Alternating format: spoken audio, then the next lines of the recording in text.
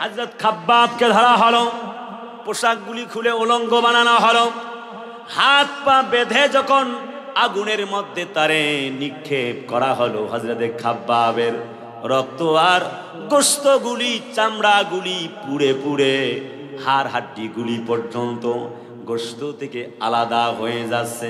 হযরত খাব্বাবের গোশত আর রক্তগুলি, চামড়াগুলি পুড়ে পুড়ে আগুন পর্যন্ত নিভে যায়।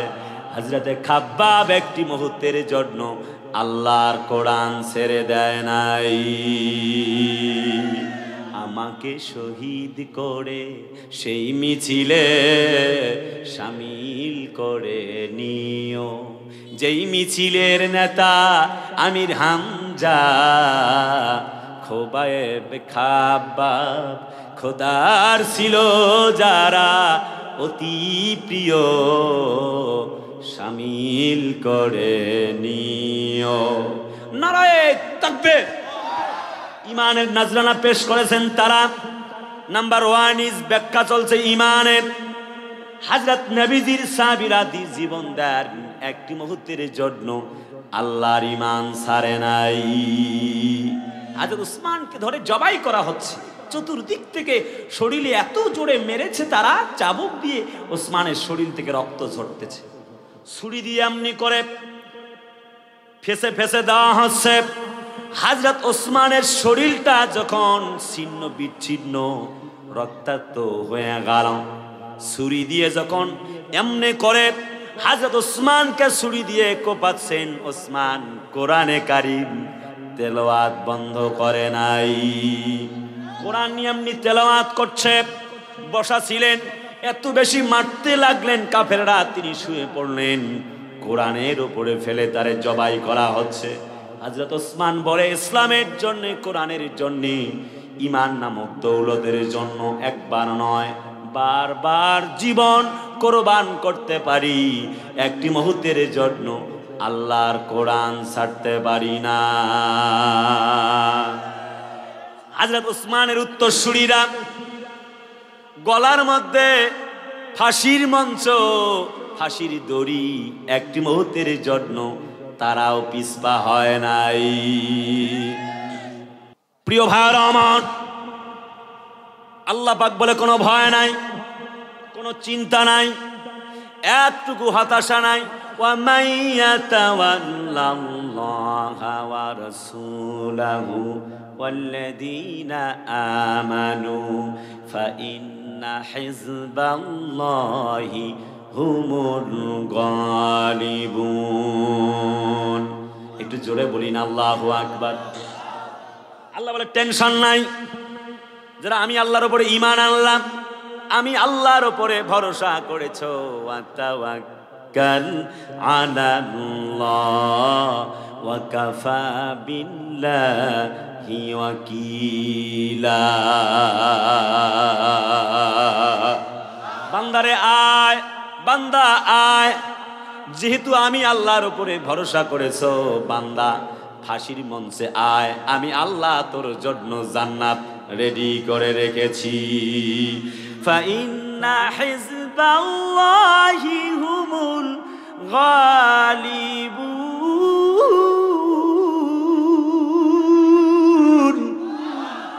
আরে ভাই জোরে বলেন আল্লাহু আকবার। আল্লাহ বলে শোনো, আমি আল্লাহর প্রতি ভরসা ঈমান রাখবার কারণে বান্দা কথা দিচ্ছি, ফাঁসির মঞ্চ তোমার জন্য জুতার ফিতা। আমাদের কোরআনের পাখি আল্লামা সাইদি বলে গিয়েছিলেন যে ফাঁসি রশি আমাদের কাছে জুতার ফিতার মতো লাগে, আর জেলখানা হচ্ছে আমাদের কাছে শ্বশুর বাড়ি। তোমরা যারা মুসলমান এবং ইসলাম ওয়ালাদেরকে বন্দি করতে চাও, আমাদের যারা ইসলাম ওয়ালা রাহবার, বিগত জালেম শাহী সরকার 17 বছরে নির্যাতন নিপীড়ন চালিয়ে আমাদের রাহবারে নিজামীদেরকে ফাঁসির মঞ্চে ঝুলিয়েছে। কথা বলে না ঠিক কিনা? উস্তাজ নিজামীকে ফাঁসিতে ঝুলানো হয়েছে, আমাদের রাহবার শহীদ আব্দুল কাদের মোল্লাকে ফাঁসি দেওয়া হয়েছে, শহীদ কামরুজ্জামানকে ফাঁসি দেওয়া হয়েছে, ইসলাম ওয়ালা নন্দিত আলেম মাওলানা অধ্যাপক গোলাম আজম সাহেবকে জমিন থেকে বিদায় করে দেওয়া হয়েছে, সাতক্ষীরার গণমানুষের নেতা 2 আসনের সাবেক এমপি অধ্যক্ষ আব্দুল খালেক হুজুরকে বিদায় করে দেওয়া হয়েছে। ও জালেম শাহী লেডি ফেরাউন, মহিলা নব্য ফেরাউনের উত্তরসূরি, মুসলমানদেরকে হত্যা করেও তোমার স্বাদ মেটেনি, তারপরও বলো তুমি কি করেছো, অপরাধ কি তোমার? আল্লাহর কসম, তুমি যদি আরেকবার মুসলমানদের দিকে চোখ তুলিয়ে কথা বলার চেষ্টা করো, এই মাটিতে আবার ফিরে আসতে চাও, জাতির লোকেরা এবার তোমার দেহ কেটে টুকরা টুকরা করে কুত্তা দিয়ে খাওয়ায় দিবে। নবীজি কোরআনের দাওয়াত দেন, চতুর্দিক থেকে বাধা। লা ইলাহা ইল্লাল্লাহ তুফলিহুন, কলমা পড়ো, ঈমান আনো, আল্লাহ ছাড়া আর কোনো মালিকই নাই। কথা বলে না, ঠিক কি না? দেখছেন না, নবী যখন বাধা দিলেন, আবু লাহাব কয় তাব্বাল্লাকা ইয়া মুহাম্মদ, বেটা মুহাম্মদ তুই ধ্বংস হয়ে যা। আল্লাহ বলে হাবিব ওয়াজাদাকা আইলাং ফাগনা, কেন মনটা খারাপ? আমি আল্লাহ তোমার ভবিষ্যৎ যা কেটেছে, তোমার অতীত যা কেটেছে, আমি আল্লাহ তোমার ভবিষ্যৎকে আরো ভালো বানায়া দিব। হাবিব ও দোস্ত, তোমার কোনো ভয় নাই। ওয়ামা আরসালনাকা ইল্লা রাহমাতাল লিল আলামিন। আজও আমরা বলি হযরত নবীর মতো করে ইন্নাল উলামা ওয়ারাসাতুল আম্বিয়া, নবীর মতো করে কোরআনের দাওয়াত দেয় যারা, আজও নবীর মতো জেল খাটে তারা। কারাগারে কাটালে 13টি বছর, বাতিল কেঁপেছে তোমায় দেখে থার থার। কেমনি ওয়াজ করবো বলেন তো এই জায়গাটায়? এটা সাতক্ষীরা জেলা না, রেকর্ড হচ্ছে কথা। SSTV কে আমি বলছি সাতক্ষীরা জেলা মানতে পারছি না, তো এই বদনামগুলোকে তো ইন্টারনেটে চলে যাবে, খুব মুশকিল তো। কিন্তু সাতক্ষীরা জেলার বদনাম করলে তো আবার আমার মায়ের হইব, আবার মুশকিল তো। কোন দেখি লিল্লাহে তাকবীর। এই তো আপনারা আছেন, একটু আওয়াজ না দিলে আমি কেমনে ওয়াজ করব? আমি তো মনে করছি আপনারা ঘুমাচ্ছেন, রাত বাজে প্রায় 2টা। আপনারা আছেন তো? একটু আওয়াজ দেওয়া যাবে? কোন দেখি নারায়ে তাকবীর। আসতে বললে জোরে বলে। সাতক্ষীরা জেলায় কি সিস্টেম ভিন্ন নাকি? কি খবর হ্যান্ডসাম বয়, সিস্টেম ভিন্ন নাকি? চুলের তো সেই কাটিং দিছে, মাশাআল্লাহ, খুব ভালো। হ্যাঁ, হ্যান্ডসাম বয়। এই যুবকরা তো গদি উল্টায় দিয়েছে, এই কথা ঠিকও বলে না। 5 আগস্টের আগে আপনাদের জন্য ভালো ছিল তাহলে মনে হচ্ছে, আওয়াজ দেয় না। এই যুবকরা গদি উল্টায় দিয়েছে। রাজাকার রাজাকার স্লোগানের দিন শেষ হয়ে গেছে, জয় বাংলা স্লোগানের দিন শেষ। আগামীতে নারায়ে তাকবীরের বাংলাদেশ। আমাদের আল্লামা মামুনুল হকেরা পালায় যায় নাই, জালেমরা পালায় গেছে। আমাদের মুফতি আমির হামজা ভাই একসাথে বিশ্ববিদ্যালয়ে পড়েছি, একসাথে খেলেছি। এই যে আমার হাবিবুর রহমান হাবিব, এই মাদ্রাসার প্রভাষক, আমার বন্ধু। এরপরে আমার কামরুজ্জামান আছে, এই যে ওয়াজ করে গেছে না, আমরা একসাথে পড়েছি, একসাথে মিছিল দিয়েছি। কলিজার আপনজনেরা। হাবিব সাহেব তো পড়েছে, আবার রাবি থেকে পড়ে। এই যে কামরুজ্জামানরা মিলে আমরা একসাথে কোরআনের সাথে ছিলাম, কোরআনের পথে ছিলাম, কোরআনের মিছিলে ছিলাম। লিল্লাহে তাকবীর।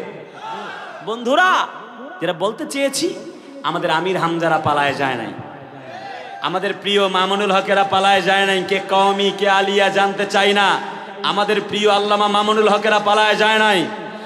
আমাদের কলিজা কোরআনের পাখি নামে খ্যাত যাকে চেনেন আল্লামা সাইদি সাহেবরা পালায় যায় নাই।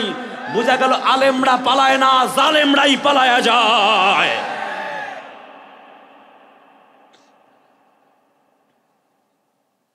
আমার প্রিয় বন্ধুরা, আল্লাহ বলে হাল আদুল্লুকুম, এমন এক ব্যবসার কথা শেয়ার করব। বলে হ্যাঁ, কোন ব্যবসা বলেন?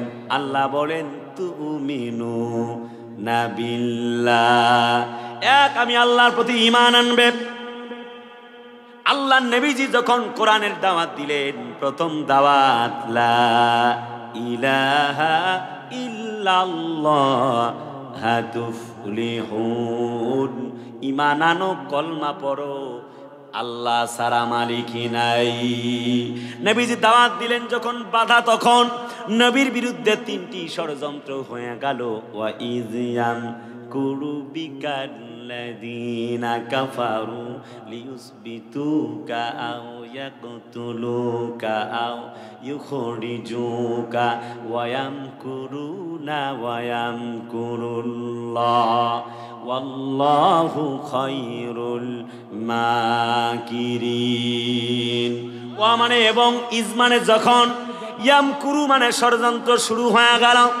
বিকাল্লাযীনা কাফারু কাফেরদের পক্ষ থেকে ষড়যন্ত্র, 1 বন্দী করো নবীকে, 2 হত্যা করো, 3 দেশ থেকে বিতাড়িত করো। আল্লাহর নবীর বিরুদ্ধে প্রথমত ষড়যন্ত্র হয়ে গেল, তাকে জেলে বন্দী করো।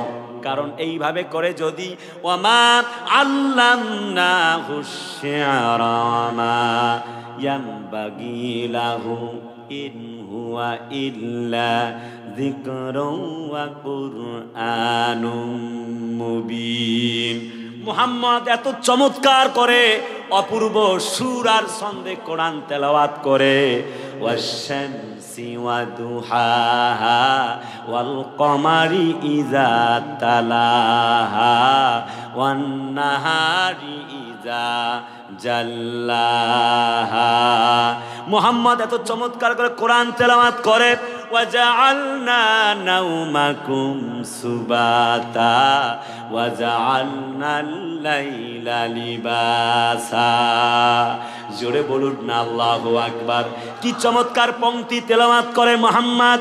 আর রহমানু আল্লামাল কুরআন খলাকাল ইনসান।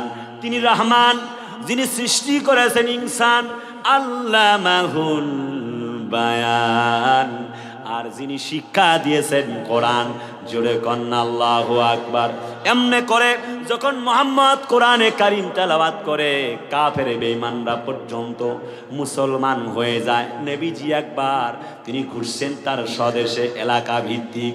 যখন লোকেরা হজের জন্য চলে এলেন, কাবার চত্বরে লোকেরা যখন ঘুরবেন, আবু জাহাল বলে, ওই যে দেখা যায় একটা পাগল, পাগলের সামনে তোমরা যেও না, গেলে তোমরাও পাগল হয়ে যাবে। আল্লাহ নবীজি, বিশ্ব নবীজি আমার কোরআনে কারীম তেলাওয়াত করে, চতুর্দিক থেকে বড় নির্যাতন চলে। ব্যক্তিগুলি হজ যাত্রীগণ সামনের দিকে পা বাড়ালেন, একটুখানি দেখবার প্রয়োজন। কি হলো সেখানে? কোন পাগল সেখানে অবস্থান করে? অদূর থেকে যখন দেখতে লাগলেন, কি অপূর্ব সুন্দর চেহারার মানুষ, কানের মধ্যে ছিল আঙ্গুল। কাছাকাছি গেল, হযরত নবীজিকে যখন দেখতে পেলেন, তারা বলে, এ তো সাধারণ মানুষ নয়, অসাধারণ মানুষ। কি বলে একটু শুনবার প্রয়োজন। নবীজির সামনে হাঁটি হাঁটি পা পা পা পা করে যখন সামনের দিকে পা বাড়ালেন, নবীর সঙ্গে সাক্ষাৎ হয়ে গেল। নবীজি কি চমৎকার করে কোরআনে কারীম তেলাওয়াত করছে। নবীজি হলেন রহমতের নবী। আল্লাহু আকবার ওয়ালিল্লাহিল হামদু। বিসমিল্লাহির রহমানির রহিম। ওয়া মা আরসালনাকা ইল্লা রাহমাতাল লিল আলামিন। হাবিব, ও দোস্ত, গোটা পৃথিবীবাসীর জন্য তোমাকে আমি আল্লাহ পাক রহমত করে বানিয়েছি। মুহাম্মদ খরমরে মোস্তফা বস, মুহাম্মদ হাবিবে হামদে খোদা বস।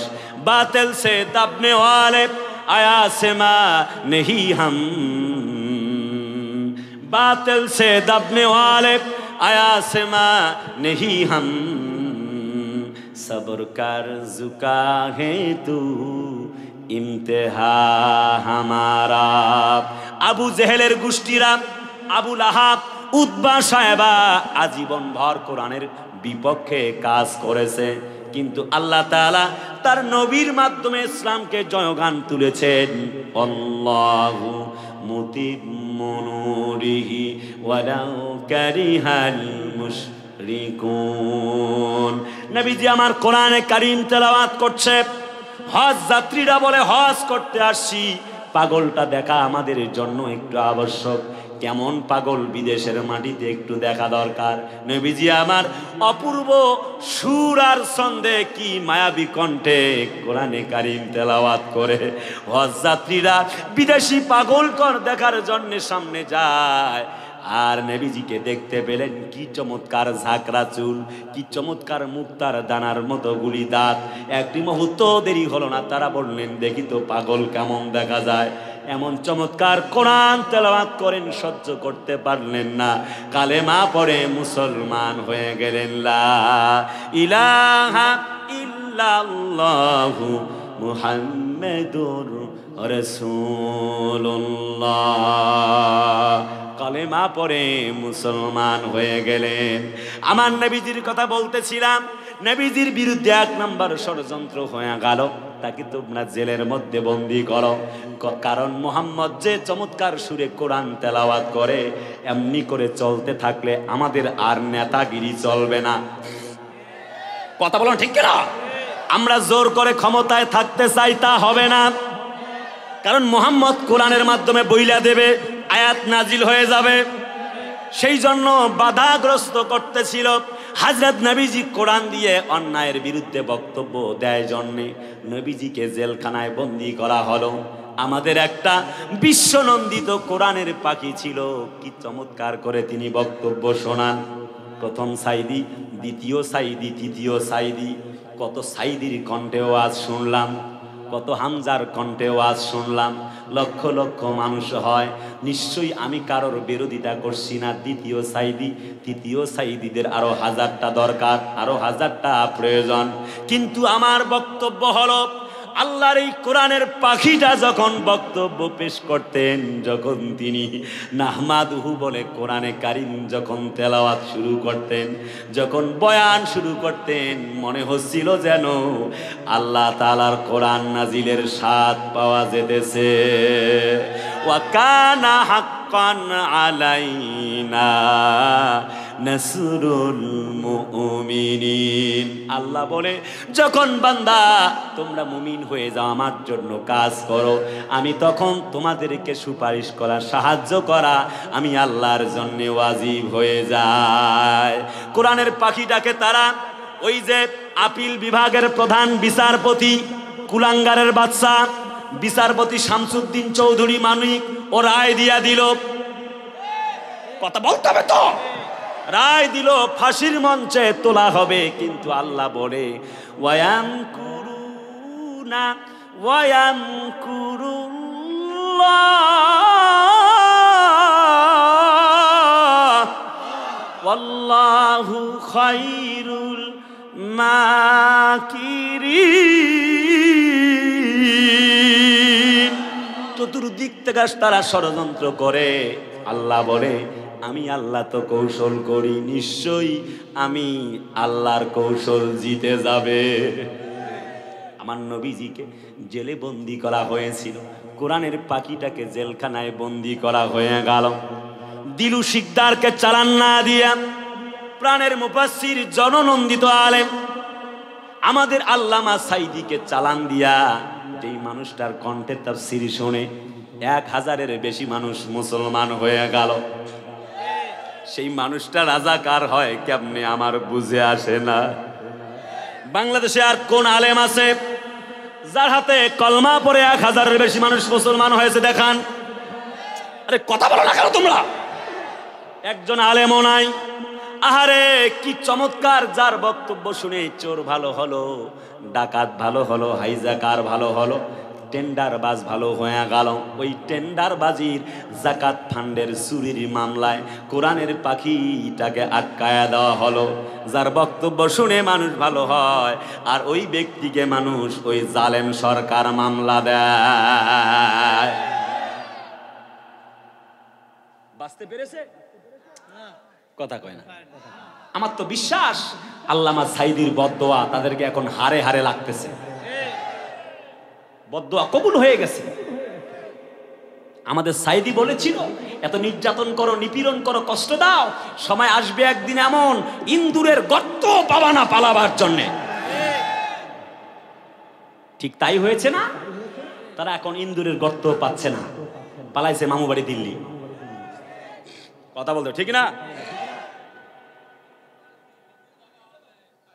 ভাইরা আমার, ওয়ালা তুসাল্লি আলা আহাদিম মিনহুম মাতা, যারা আমাদের কলিজা সাইদির জানাজা ঢাকার মাটিতে বন্দী করেছো, আল্লাহর কসম তোমাদের জানাজাও বাংলার মাটিতে পড়তে দেওয়া হবে না।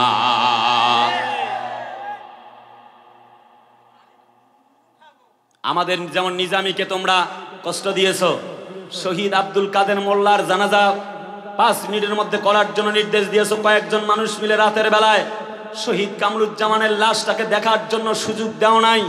আল্লামা সাইদির লাশটা বার্ডেন হসপিটালে দেখার মতো সুযোগ দেওয়া হয় নাই।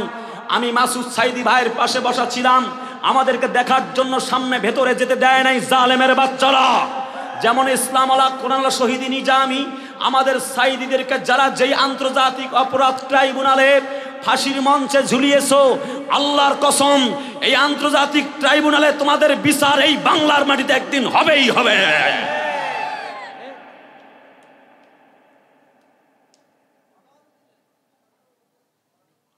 কথা বলে না ঠিক কি না? নবীকে জেলে বন্দী করা হয়ে গেল। আল্লাহ নবীর উত্তরসূরিরা আজও জেলখানায় যায় না। 50 বছরের মুফাসসির 13টা বছরও জেল খাটলেন, একটি মুহূর্তের জন্য আল্লাহ ছাড়া কারোর কাছে মাথা নত করে নাই। কুলাঙ্গারের বাচ্চা বিচারপতি শামসুদ্দিন চৌধুরী মানিক কলার পাতা শুয়ে থেকে পালাবার চেষ্টা করেছিল। বিএসএফের বাইরে ধরে কয়, মাস মুকা, হোয়াটস ইউর নেম? বেটা নাম কি? বলে ইসমি, এই যে justice Manik, my name is justice Manik. বলে ও আচ্ছা আচ্ছা, মানিক্কা। কথা না বলে রে ভাই, ঠিক না? আমরা বলি নাই, ভারতের বিএসএফের ভাইয়েরা বলছে, তারাও জানে এটা একটা কুলাঙ্গা। আল্লাহ কয় আলাইসা আল্লাহু বিআহকামিল হাকিমিন, আমি কি বিচারক হিসেবে উত্তম বিচারক নই? কথা কয় না। আল্লাহ বলে ও সাইদির মা, আপনি কি শুনতেছেন? ও সাইদির মা, নিজামীর মা, আব্দুল কাদের মোল্লার মা, ও কুদ্দুস সিদ্দিকীর মা, তোমাদেরকে যখন হ্যান্ডকাপ লাগায়া ডান্ডা বেরি পড়ায়া যখন জেলে নেয়, তখন তোমাদের মা বাপরা তাদের বদদোয়া দেয়। ও সাইদি নিজামীর মা, শোনো, আমি আল্লাহ তোমাদের বদদোয়াকে কবুল করে নিয়েছি। ওই কুলাঙ্গারের বাচ্চা বিচারপতি মানিকদেরকে আল্লাহ তাআলা এখন বিচারপতির চেয়ার থেকে নামায়া আসামির কাঠ গড়ায় দাঁড় করে দিয়েছেন যিনি, আমাদের আল্লাহ পাক হচ্ছেন তিনি। বেটা কুলাঙ্গার, ওই যে একটা আছে না দরবেশ বাবা সালমান এফ রহমান, নৌকার মাঝি নৌকায় উঠিয়েছিল, পালাতে পারে নাই, একলাই ঋণ করছে 36,000 কোটি টাকা। বেটার পেট কত বড়, পেট ফাইরা টাকা বের করা দরকার। ওই যে পলক সাহেব, কথা কয় না, আহারে, ওই যে ছেলেরা আবার কবিতাও বানাইছে যে কি তোমার রূপের ঝলক, কি জানো, পড়ে না চোখের পলক, কি তোমার রূপের ঝলক। কথা কয় না ঠিক কিনা? বেটা সেকেন্ডে সেকেন্ডে ইন্টারনেট বন্ধ করে দেয়। আমার প্রায় 3000-এর বেশি কলিজার টুকরা ছাত্র বন্ধুকে তারা হত্যা করেছে। 2006 সনের 28 অক্টোবর মুসলমানের সন্তানদেরকে পিটিয়ে রক্তাক্ত করে সাপের মতো মেরেছো। 2010 সালে আমার বিডিআর এবং আর্মির 57 জন অফিসারকে তোমরা হত্যা করেছো। 2013 সালে আমার হেফাজতে ইসলামের আমার সন্তানদেরকে হত্যা করেছো। 2013 সনের 28 ফেব্রুয়ারি আন্তর্জাতিক অপরাধ ট্রাইব্যুনাল তৈরি করে আলেমদের নামে আলেমদেরকে জঙ্গি আর রাজাকার বানায়া জেলখানার কুঠরিতে বন্দী করেছো। 2018 সালে আমার প্রিয় নুরু সাহেবের দলের ছাত্র জনতাকে পিটিয়ে গুলি করে রক্তাক্ত করেছো। 2024-এর সেই 17 জুলাই থেকে 5 আগস্ট পর্যন্ত 3000-এর বেশি ছাত্র জনতাকে হত্যা করে গুলি এবং রাবার বুলেট ছুড়ে মুসলমানদের কলিজায় আঘাত এনেছো, গুম আর খুনে রাজত্ব কায়েম করেছো। যেমন ছাত্র জনতা বিপ্লব তৈরি করে তাদের এই মাতৃভূমি বাংলাদেশকে রক্ষা করার জন্য তারা যেমন জীবন দিয়েছে, আর একবার আমরা সাইদির উত্তরসূরিরা হযরত খুবাইবের মতো ফাঁসির মঞ্চে ঝুলে হলেও আমরা নিজামীর উত্তরসূরিরা এই জমিনে ইসলাম কায়েম না হওয়া পর্যন্ত আমাদের কণ্ঠ বন্ধ করা হলে হামাগুড়ি দিয়ে গিয়ে যাব, জীবন দিব, রক্ত দিব, হাত দিব, পা দিব, ইসলামকে একা ছেড়ে ঘরে ফিরে যাব না, যাব না, যাব না। কারা কারা এই পক্ষে রাজি? দু হাত তুলে আল্লাহকে দেখো। নবীজি বলে আইউল আমালে আফদাল قال الإيمان بالله والجهاد في سبيل الله. সাহাবীরা এলো, ইয়া রাসূলুল্লাহ, suggest me, O my dear prophet Muhammad সাল্লাল্লাহু, আমাদেরকে আপনি আদেশ করুন কোন কাজটি করব, সব থেকে ভালো কাজ কোনটি? নবীজি বললেন ঈমান আনা 1 নম্বর, 2 নম্বরে আল্লাহর পথে জিহাদ করা। কোরআনের পাখিটা 50 বছর তাফসীর করলেন, তাকে বানানো হলো ধর্ষক, রাজাকার, হাইজাকার। 13টা বছর জেলের কুঠরিতে বন্দী থাকলেন, একটি মুহূর্তের জন্য বাতিলের কাছে মাথা নত করে নাই। কারাগারে কাটালে 13টি বছর, বাতিলকে পেছে তোমায় দেখে থর থর।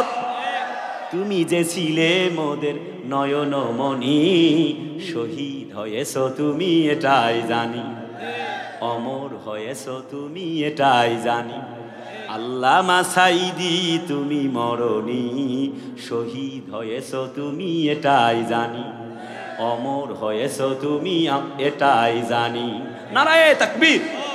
দেখা তো হবে না আর এই জীবনে, দেখা হবে জান্নাতে ফুল বাগানে। জোরে বলেন আমিন। দেখা তো হবে না আর এই জীবনে, দেখা হবে জান্নাতে ফুল বাগানে। এই আশা কবুল করো আল্লাহ তুমি, শহীদ হয়েছো তুমি এটাই জানি, অমর হয়েছো তুমি এটাই জানি। আল্লামা সাইদি তুমি মরনি, শহীদ হয়েছো তুমি এটাই জানি। নারায়ে তাকবীর। ভাইরা আমার, তাহলে বলতেছিলাম নাম্বার 1 ইজ আল্লাহর পথে ঈমান আনে যারা, তার মানে আল্লাহর জান্নাতে যাবে তারা। আপনারা কি যেতে চান? কথা কয় না, যেতে চান? হযরত ওমর বলে রাসূল কলমা পড়ছি, কি লাভ? বলে জান্নাত যাবা, যদি না পড়ি জাহান্নাম। হযরত ওমর বলে তৃতীয় কথা আর নাই, কোনো কথা শুনতে চাই না, এক আল্লাহর জন্য ঈমান এনে জীবন দিয়ে জান্নাত পেতে চাই। তাকবীর নিয়ে বের হলেন হযরত ওমর।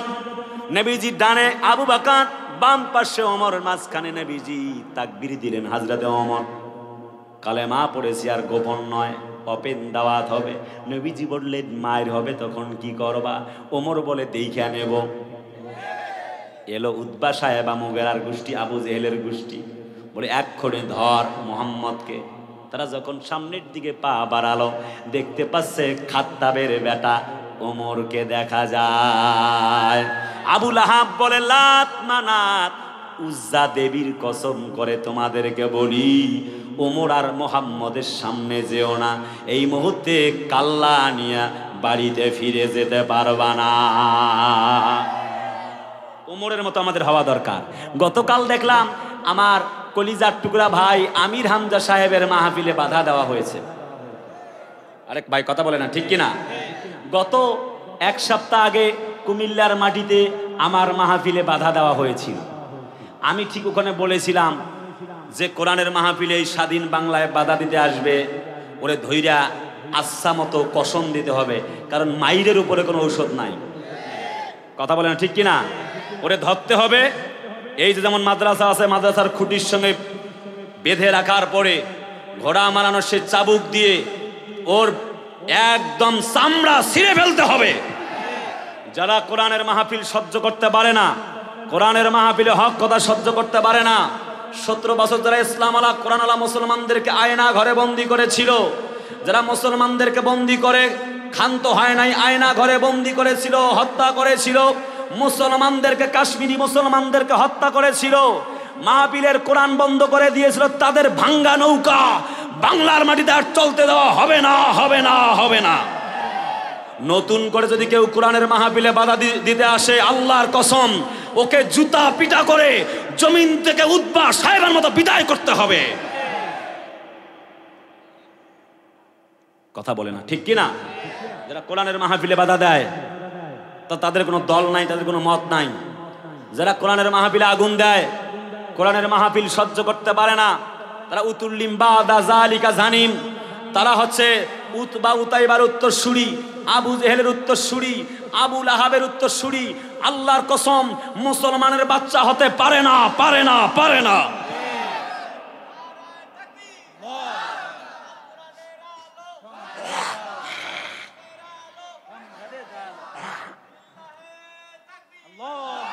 লড়াইয়ের ওই ময়দানেতে যেতে তোমাকে হবে, প্রয়োজনে সব রক্তটুকু জমিনেই ঢেলে দিবে। লড়াইয়ের ওই ময়দানেতে যেতে তোমাকে হবে, প্রয়োজনে সব রক্তটুকু জমিনেই ঢেলে দিবে। তবুও তোমায় লড়তেই হবে, মানিবে না পরাজয়। তবুও তোমায় লড়তেই হবে, মানিবে না পরাজয়। বিপ্লব মানে জীবন দেয়া বসে থাকা নয়, সে কোনো দিন আসবে না রে করো যদি ভয়। বিপ্লব মানে জীবন দেয়া বসে থাকা নয়, সে কোনো দিন আসবে না রে করো যদি ভয়। কথা বলে না, ঠিক কি না? আমাদেরকে জয় করে বাঁচতে হবে।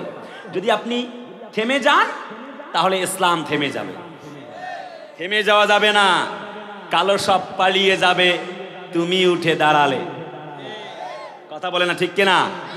আমরা লক্ষ্য করেছি এখনো যারা কোরআনের মাহফিলে বাধা দেয় জালেমদের দোসর, আপনারা উচিত শিক্ষা দিবেন।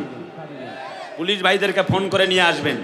ওই যে দেখছেন না, যারা 100 জন অফিসার এসপি 18 সাল 14 সালের নির্বাচনকে কেন্দ্র করে তারা জালেম সরকারকে সহযোগিতা করে ক্ষমতায় নিয়ে আসছে, তারা এখন যারা কোরআনের মাহফিলে বাধা দেয় ওদেরকে ধরতে পারো না তোমরা ভাই?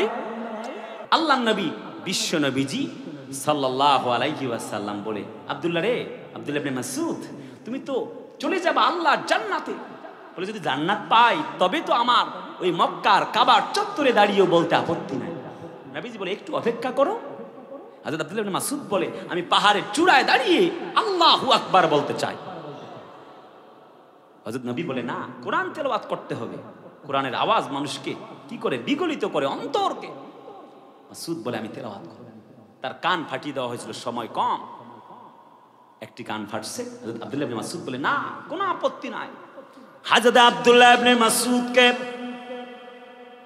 আর একটি কান দিয়ে যখন লোহার অ্যাঙ্গেল ঢুকায়া দেওয়া হলো, লোহার শিক ঢুকায়া দিয়া এক কান দিয়ে ঢুকায়া আর এক কান দিয়ে বের করানো হলো। আব্দুল্লাহ ইবনে মাসউদ বললেন, ইয়া রাসূলুল্লাহি, আপনার হাতে কলমা পড়েছি, জীবন গেলেও যাক, আল্লাহর নবীজিকে ছাড়তে পারি না। নবীজির প্রতি ঈমান আনতে হবে। একবার তিনি দাঁড়ালেন ইহুদির লাশ দেখে। সাহাবীরা বলে দাঁড়ালেন কেন? নবীজি বললেন, কাররামনা বানি আদম, আমি তো লাশ দেখে দাঁড়িয়েছি, লাশটা মুসলমানের না হিন্দুর দেখার বিষয় নয়, বনি আদম হিসেবে দাঁড়িয়েছি। সুবহানাল্লাহ। কোন ভাইরা, সেই নবীজি যিনি প্রস্রাব পরিষ্কার করেছেন ইহুদির, মেহমান আসছে, আর তো বলবার সুযোগ নাই। এবার ইহুদি দেখতেছে ওমর আসছে মারতে, নবী আসছে ঠেকাতে। নবী বলে, Umar stop it right now, you should give up, দাঁড়াও, থামো, একটু ভাবো। নবীজি তার প্রস্রাবগুলো পরিষ্কার করলেন। ইহুদি বলে, ইয়া রাসূলুল্লাহ ওয়া ইন্নাকা লাআলা খুলুকিন আযীম, নবী গো আপনার চরিত্র বড় মহান, এক মুহূর্ত দেরি করতে চায় না, কলমা পড়ে মুসলমান হয়ে গেলাম। আমি হব মদিনার সারা বেলা ঝাড়ুদার, রওজার কিনারে কেটে যাবে দিন আমার। লিল্লাহে তাকবীর। সে নবীজির প্রতি ঈমান আনবেন। নাম্বার 3 ইজ ওয়াতুজাহিদুনা ফি সাবিলিল্লাহ। যেমনি করে সাহাবী আজমাইনরা জীবন দিয়েছে, খাব্বাব, খোবায়েব, হযরত বেলাল উত্তপ্ত মরুময় প্রান্তরে রেখে তাকে ইট আর পাথর ভরা দেওয়া হচ্ছে, বুকের হাড় পাথরগুলি ভেঙে চুরমার হয়ে যায়। বেলাল কালিমা সারবা। হযরত বেলাল বলে, ইসলামের জন্যে, কোরআনের জন্য জিহাদের ময়দানে জীবন দিতে পারি, একটি মুহূর্তের জন্য এই ময়দান ছেড়ে যেতে পারি না। আব্দুল্লাহ ইবনে উম্মে মাকতুম জিহাদের ময়দানে যাবে, তার দুটি চোখ নাই। নবী বলে চোখ অন্ধ, তোমার সুযোগ নাই। আবু বকরের জামানার সুযোগ পায় নাই। ওমরকে বলে আমাকে নিবা কিনা বলো, চোখ নাই। বলে কেমনে যুদ্ধ করবা? বলে জিহাদের ময়দানে যুদ্ধ করব, চোখ কেন লাগবে? বলে কেমনে যুদ্ধ করবো? হযরত আব্দুল্লাহ ইবনে উম্মে মাকতুম নবীজি সাহাবী বলেন, ওমর আমি কালেমার পতাকাটা উড্ডীন করে ধরে রাখবো, কাফের বেঈমানরা আমাকে হত্যা করবে, কালেমার পতাকাটা জীবন থাকা পর্যন্ত ছেড়ে দিব না। ডান হাত গেল, বাম হাত গেল, ডান পা গেল, বাম পা গেল। হযরত আব্দুল্লাহ ইবনে উম্মে মাকতুমের জীবন চলে গেল। আব্দুল্লাহ ইবনে উম্মে মাকতুমের জীবন চলে যায়, একটি মুহূর্তের জন্য আল্লাহর কোরআন ছাড়ে নাই। এমন ঈমান আমাদেরকে লালন করতে হবে। 4 নাম্বার, আমি একটি আয়াত যোগ করছি, লাস্ট মিনিট কথা। শাহরু রমজান আল্লাযী উনজিলা ফীহিল কোরআন, আল্লাহ বলে সেই মাস যাতে নাজিল করেছি আমি আল্লাহর কোরআন। এই যে কোরআন দিয়ে আপনারা একটি মাসকে সাজাবেন, অন্তত 2 ঘন্টা ছাড়া একটা তাফসীরকে শেষ করা সম্ভব হয় না। মেহমান যেহেতু চলে এসেছে, আমি এতটুকু অনুরোধ আপনাদের কাছে করছি, সওয়াব কামাইয়ের মাস মাহে রমজান আসছে, বাল্লেগ না রমাদান। অতএব আপনারা সওয়াব লুপে নেওয়ার সময়ে, ঝড়ের সময় আম কুড়াবেন। আমার গোনা বেশি, এ কথা বলবেন যে আমার গোনা বেশি, আমি রোজা রাখবো। কথা বলে না, এটা আল্লাহর সাথে সম্পর্ক বাড়ায়, কলিজা ফেটে যায়, গলা শুকিয়ে যায়, কিন্তু বান্দা খায় না। এর নাম হলো তাকওয়া। আর আল্লাহ কয় কুতিবা আলাইকুমুস সিয়ামু কামা কুতিবা আলাল লাযিনা মিন ক্বাবলিকুম লাআল্লাকুম তাত্তাকুন। আমি তো রোজা দিয়েছি ধনী গরিবের পার্থক্য বোঝার জন্য না, যে ধনীরা টের পাবে কেমন লাগে না খেয়া থাকলে, এটার জন্য না। আল্লাহ কয় যাতে করে তোমরা সবাই মিলে মুত্তাকি হতে পারো, এই জন্য রোজা দিয়েছি। আর এই সেই কোরআন দিয়েছি, যেই কোরআন রমজান মাসে আসার কারণে রমজানেরও দাম বাড়ছে, নবীর কাছে আসছে, নবীর দাম বাড়ছে। সুবহানাল্লাহ বলবেন না? আমরা যদি কোরআন গ্রহণ করি আমাদের দাম বেড়ে যাবে। কেমন দাম বাড়বে? ওদিকে 3টা পয়েন্ট বলছি, একটা আয়াত বলছি। কোরআন বলে ইয়া আইয়ুহান নাসু ক্বাদ জাআতকুম মাউইযাতুম মির রাব্বিকুম ওয়া শিফাউল লিমা ফিস সুদূর। জোরে বলি আল্লাহু আকবার। এক, যে কারণে কোরআন পড়ব, এই যে মাদ্রাসার মাহফিল, যে কারণে ছাত্র দিবেন, সন্তানদেরকে মাদ্রাসায় পড়াবেন, এক, কোরআনটা হলো একটা ওয়াজ, একটা নসিহা। সুবহানাল্লাহ। এটা হলো একটি প্রেসক্রিপশন। তার মানে কোরআন মানবে যারা জান্নাত পাবে তারা। 2, ওয়া শিফাউল লিমা ফিস সুদূর। কোরআনটা হচ্ছে একটা রোগ মুক্তির কারণ। অনুনাজ্জিলু মিনাল কোরআনে মা হুয়া শিফা। এই শিফার কিতাব মানবেন, এটা হচ্ছে অন্তরের ডাক্তার, রোগ মুক্তি দিবে। প্রত্যেকটা পয়েন্টকে 5 মিনিট করে ব্যাখ্যা করলে ভালো হতো, কিন্তু সুযোগ নাই। 3 নাম্বার, ওয়া হুদাও ওয়া রাহমাতুল লিল মুমিনিন। আরে কয়েন আল্লাহু আকবার। তার মানে হচ্ছে 3, হেদায়েতনামা কোরআন, এই কিতাবটা তোমরা মানবা। হুদাল লিন্নাসি ওয়া বায়িনাতিন মিনাল হুদা ওয়াল ফুরকান। আল্লাহ বলে ওয়া নাযালনা আলাইকাল কিতাবা তিবয়ানাল লিকুল্লি শাই। এই কিতাবে সব দিয়েছি, রাজনীতি, অর্থনীতি, সব কিছু আছে কোরআনে। অতএব তোমরা এই হেদায়েতনামা কোরআনটা মানো। এখানে আছে অর্থনীতি, রাজনীতি, সমাজনীতি, পরিবার নীতি, ধর্মনীতি, অ্যাস্ট্রোলজি, কসমোলজি, বায়োলজি, জীববিজ্ঞান, পদার্থবিজ্ঞান, সমাজবিজ্ঞান, রাষ্ট্রবিজ্ঞান। এরপরে চলার জন্য doctor, master, contractor, helper, barrister. আল্লাহর এই কোরআন মানবে যারা, আল্লাহর হেদায়েত পেয়ে যাবে তারা। অতএব এই কোরআন পড়বেন। নাম্বার 4 ইজ, এই পয়েন্টে আল্লাহ হাফেজ। আল্লাহ পাক বলে ওয়া হুদাও ওয়া রাহমাতুল লিল মুমিনিন।